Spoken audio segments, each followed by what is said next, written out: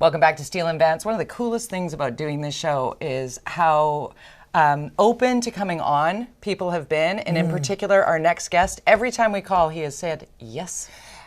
Premier David Eby is the man of the hour because you have to be on your computer every hour. They're announcing some new legislation, something like very interesting. There's a lot of, it's whack-a-mole. There's a lot of issues that need to be dealt with. Big ones. So, Premier David Eby, thank you so much for your time. We know you're a very busy man and we appreciate you giving us some of your time today. Thanks, Linda. Thanks, Jody. Really glad to be on the show. I wish I could be there in person. I'm in Victoria right now. Okay, next time you're in Vancouver, you come in studio. Hey, you just dropped some news today. Again, new housing legislation. This is in regards to releasing some sort of standard design plans for multi-level housing in a way that would kind of expedite getting this built. Can you tell us a little bit about it? Because it's new. I don't know that a lot of people have heard about it yet. Yeah, it's new, but it's also old. It's an old idea, right? It used to be able to buy homes in the catalog, and some of the old homes in Strathcona you could buy as a kit, and they'd be delivered, and you could build them. Vancouver specials. A lot of your viewers will be familiar with those, but the idea is quite straightforward. It's complicated to get a house built. It's complicated to build fourplex or a duplex. So if we have standard designs that are approved by municipalities in advance, that comply with the building code, that meet all the standards, we can get more homes built faster. And that's the goal. We're trying to get more housing built so that people can find a decent place to live, whether to rent or to buy, and to bring down the cost of doing that. And standardized designs, we think, are one way we're going to be able to achieve that. I love a Vancouver special. We've all lived in one at some point of our life, whether we, now there are people who own them and they're a multi-million-dollar home, or people looking to rent somewhere. What are we doing on the rental front? Because you did announce something again very recently about short-term rentals and trying to put some new restrictions or regulations around those to perhaps give some relief on the rental front.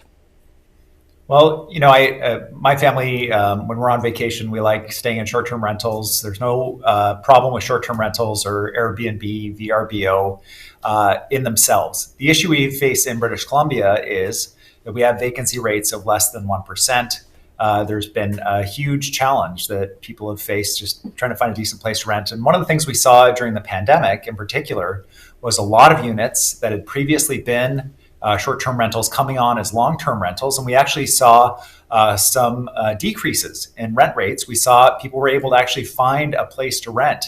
And one of the reasons we think that's the case is a lot of homes, including single-family homes, including condos, including rental units, have been converted over permanently to short-term rentals.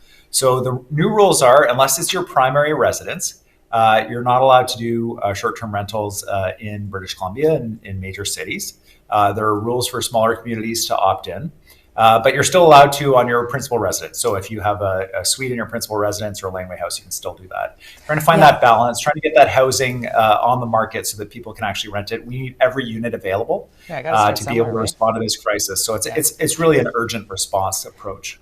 And yet, predictably, because this can be quite lucrative, some hosts are saying this is outrageous. And what about all those Taylor Swift fans who can't find a hotel room?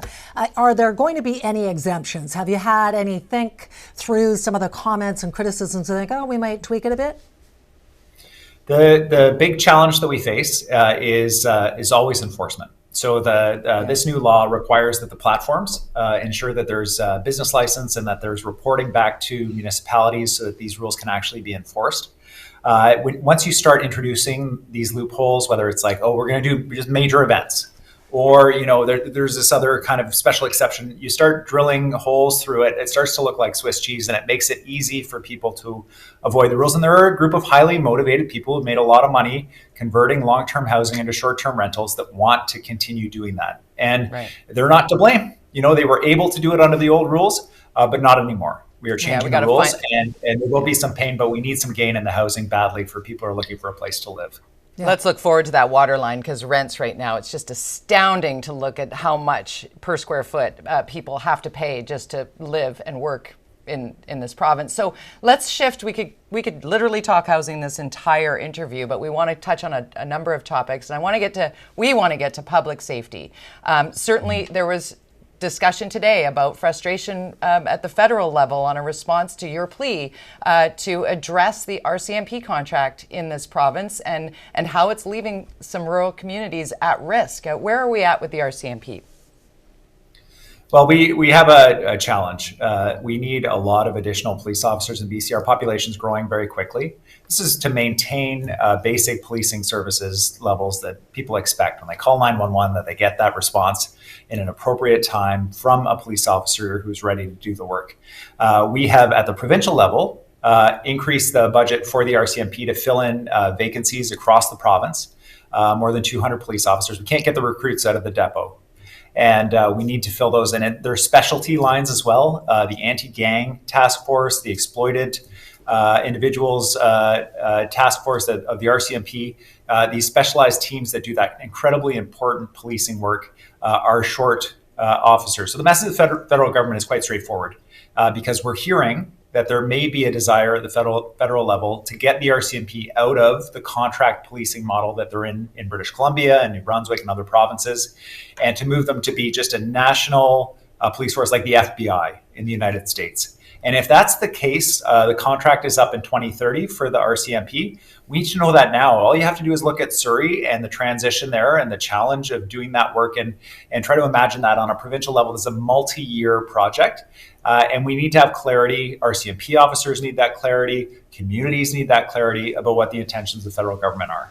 Right. I mean, on the Surrey policing transition, and full disclosure, my husband is the chief, but this is an issue that affects hundreds of thousands of people. Yes. And there seems to be a thought process amongst RCMP supporters, within City Hall and, Kitris and the RCMP themselves, who seem to think that if they can just delay, obstruct a little bit longer, David Eby is going to reverse this decision and decide to let the RCMP stay. What are the odds of that? Well, the odds are zero. We have passed a law that requires the city of Surrey to continue with the transition to a municipal police force that they started, that the elected council started Surrey down the path on. They need to finish that work. And the reason is quite straightforward. The public safety minister has been clear. If people are going to get that police response to their doorstep when they call 911, the number of police officers we have, the number of vacancies within the RCMP, the math doesn't work. We need to continue with the transition with the police that have already been hired with the municipal force. We're already that far down the road. And there are many communities that have RCMP policing with vacancies. We can't pull officers from those communities to service Surrey. We can't pull officers from specialized teams to service Surrey. They need to continue what they started and finish it. I know it's challenging. I think the mayor has raised some important issues around costs that we're happy to work with the city on to address those issues. But the bottom line is that we can't go backwards. We have to go forwards and finish this transition. Okay, I want to stick with public safety, but in a different vein, because you've spoken at the federal level again about bail reform and how we are seeing this revolving door of repeat offenders and just an overall feeling of risk in moving through our communities and how you as a leader are addressing that. Okay, so I'll try not to get too triggered here. So there's this guy, Randall Hopley, right? He is a man who literally abducted a small child from a home, total stranger, like every parent's worst nightmare, dangerous offender, violent individual. He completes a sentence, is deemed by Crown, by the court, to need to be under conditions for 10 years after completing a sentence. He breaches those conditions. It's a straightforward rule. Stay away from kids. This is not hard stuff. It's not hard. And so he's brought back to court, and the judge, applying the federal bail rules, says, he should be released back into the community with an ankle bracelet, and that should be sufficient. So he's released back into the community, thinks it's not looking good, pops off the bracelet, and walks away from the Correctional Service of Canada halfway house. Like, I just cannot imagine that is what is happening, but that is what is happening. It was never the intention of the federal changes. I don't think they were malicious changes. But that is what is happening in the province. And so we have been pushing the feds to change this. It took them a session to get to finally pass it. Then it goes to the Senate. The Senate sat on it for a long time. Then they made some changes. They sent it back to the federal parliament. We just need the changes to pass. It's putting people at risk. It's not acceptable. Mr. Hopley's been caught. Thank God he's back in jail. But for Pete's sake, I mean, this is not hard stuff. Violent repeat offenders should not be re-released back into the community. Yeah, I think everybody agrees with you. Yeah. Can we just talk about something that is on the news every night? Whenever you're on social media, you're seeing protests and anger and people that are super frustrated on different sides of the war in Israel with Hamas. We saw the Prime Minister being sort of hounded at a restaurant. Now we have a tip line because the rise in anti-Semitism and Islamophobia is disgusting right now. How do you see this tip line helping? Well, this is a proposal that came towards the tail end of the pandemic. There was a big rise in anti-Asian racism. We established a network of community groups to respond to anti-Asian hate crime generally in the community so that people felt supported when these things happened.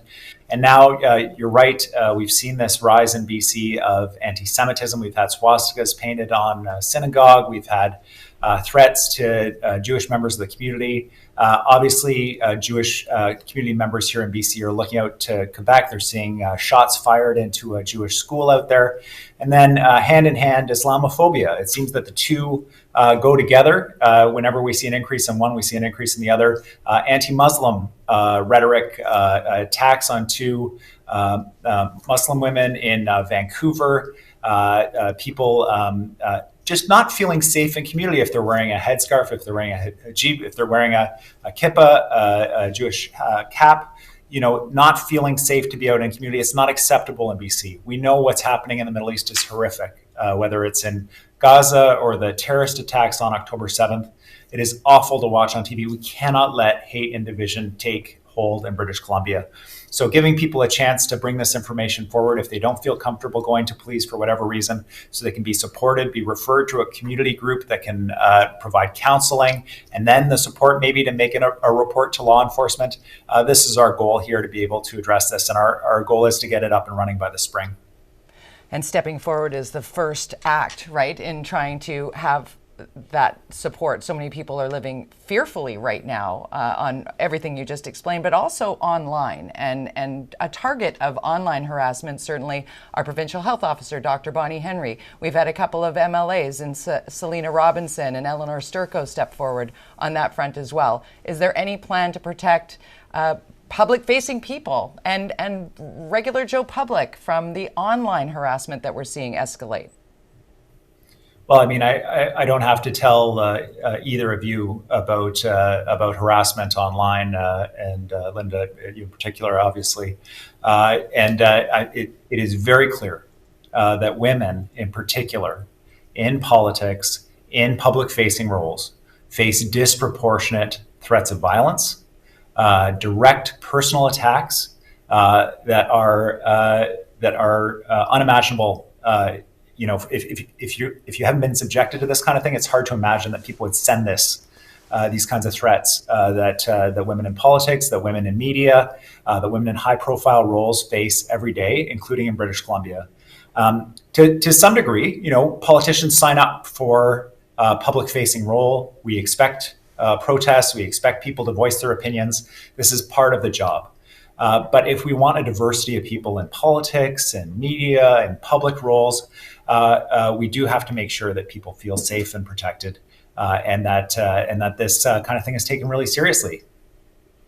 Premier Eby, honestly, we could have asked you 200 more questions. Oh, easily. But we know your time is short, and we really appreciate you carving out a little bit of time for us today, and hopefully we'll get you back on again soon. In studio. Well, yeah, I'd love it. Keep inviting me. Great to see you both. Thank you so much. Thank you, Premier David Eby.